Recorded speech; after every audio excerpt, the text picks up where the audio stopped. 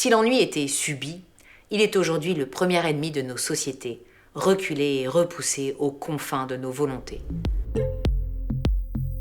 L'ennui.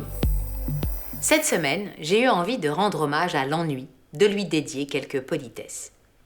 Le Larousse parle de l'ennui comme une lassitude morale, une impression de vie produite par le désœuvrement, le manque d'intérêt ou la monotonie.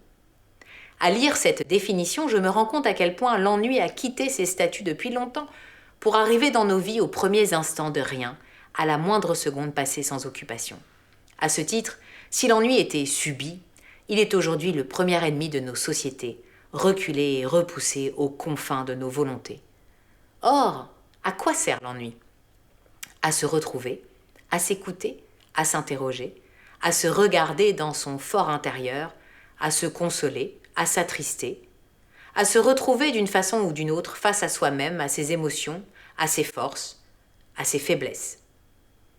L'ennui est partout, et je vous invite, l'espace d'une journée, à lui rendre les politesses que nous lui devons. Amusez-vous ainsi à ne pas sortir votre téléphone à la seconde où vous vous asseyez dans une salle d'attente, mais juste à rester là, à regarder les gens, à observer les décors, à écouter les bruits, à renifler les odeurs. Faites de même dans le métro et regardez les autres. Vous découvrirez certainement des choses inattendues, peut-être des surprises.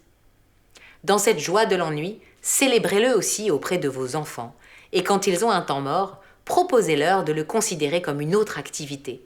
En effet, l'ennui peut être une chose à faire à part entière. Je m'ennuie est finalement aussi une forme d'action. Alors dès demain, je vous invite à vous amuser de votre ennui, juste à l'accepter, l'espace de quelques minutes, en décalant le moment où vous sortirez votre téléphone et redevenir ainsi un acteur de la vie à part entière. Ennuyez-vous, une fois par jour, c'est mon ordonnance cette semaine.